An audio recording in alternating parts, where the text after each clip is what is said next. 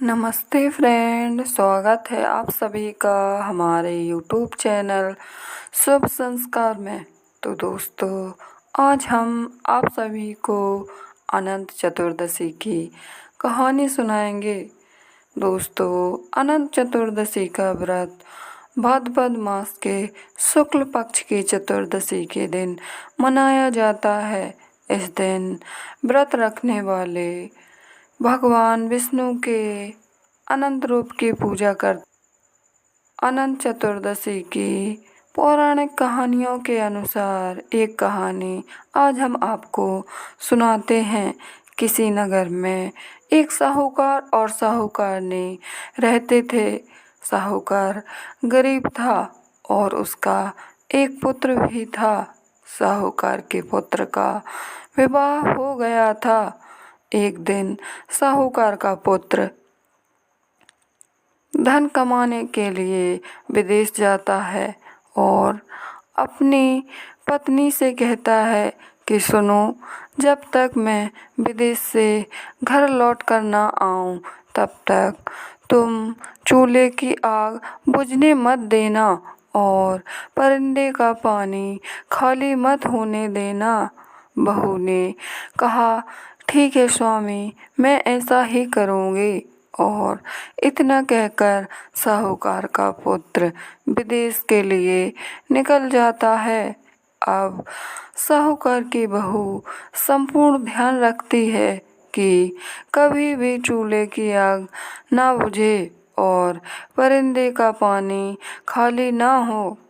परंतु एक दिन ऐसा आ ही जाता है कि उसके परिंदे का पानी खत्म हो जाता है और चूल्हे की आग बुझ जाती है। फिर साहूकार की बहू कुएं पर जाकर परिंदे में नया पानी भर देती है। तो उसके साथ कहती है कि तुमने ये क्या कर दिया? मेरे बेटे ने तुम्हें मना किया था। परंतु बहू कुछ जवाब नहीं देती और अपना कार्य करती रहती है। फिर वह पड़ोसन के घर आग लेने जाती है तो पड़ोसन आग देने से मना कर देती है और कहती है कि हमारे यहाँ आज कुछ भी उधार नहीं दिया जाता है। आज अनंत चतुर्दशी है, तुम्हें पता नहीं है। और पड़ोसन ने कहा कि अनंत चतुर्दशी के दिन नई आग जलाई जाती है और परिंदे में नया पानी भरा जाता है और फिर रोट बनाकर उसकी पूजा करके ही भोजन किया जाता है। इतना सुनकर साहूकार की बहू भी अपने घर आती है और परिंदे का नया पानी भरती है और नहा धोकर चूल्हे की नई आग जलाती है और गेहूँ पीसकर रोट बनाती है। वह रोट में दूध, घी, दही, दूध, दूध, चना और धना ये 7 चीज़ें डालती है और रोट बनाकर अपने सास ससुर को खिलाती है और अंत में पूजा करके और रोट को कहानी सुनाकर स्वयं भोजन करती है। फिर उसका पति विदेश से घर लौटता हुआ आता है।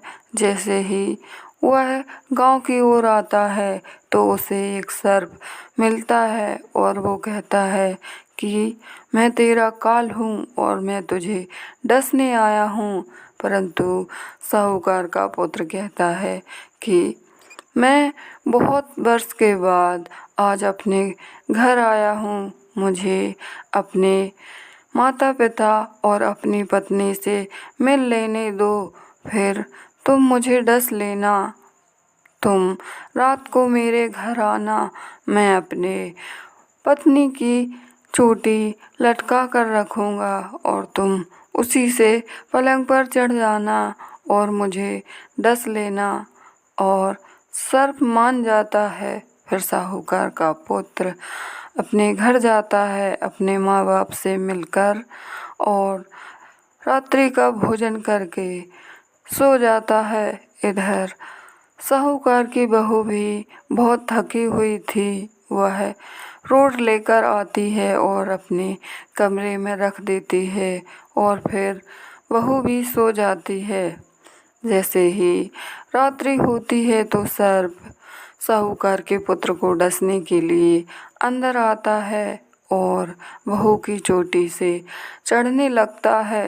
तभी यह सब रोट में मौजूद चना धना सूत दूध दही देखते हैं और कहते हैं कि सुनो, साहूकार की बहू ने आज हमें पहली बार बनाया है और कथा भी सुनाई है। यदि इस सर्प ने साहूकार के पुत्र को डस लिया तो फिर हमें कोई नहीं पूजेगा और हमारी बुराई करेगा।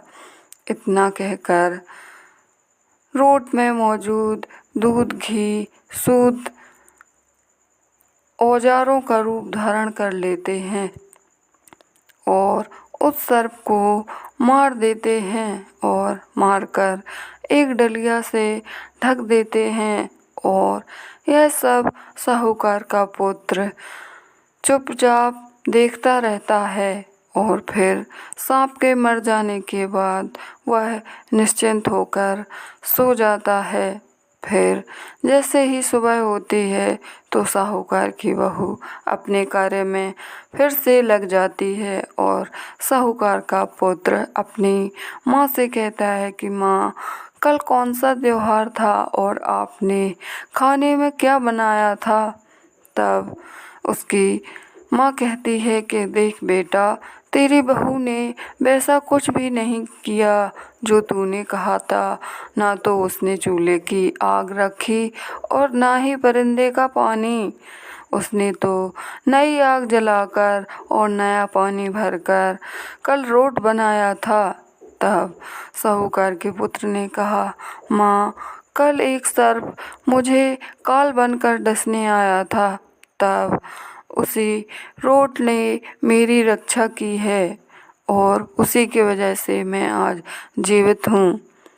और यह कहानी पूरे नगर में प्रसिद्ध हो गई। जैसे ही राजा को इसके बारे में पता चला तो राजा ने कहा कि अब से सभी नगरवासी अनंत चतुर्दशी का व्रत रखेंगे और भगवान के अनंत रूप की पूजा करेंगे। तो दोस्तों, ये थी अनंत भगवान की कहानी। आपको कैसी लगी हमें कमेंट में ज़रूर बताएं। वीडियो पसंद आए तो लाइक और हमारे चैनल को सब्सक्राइब करना ना भूलें। धन्यवाद।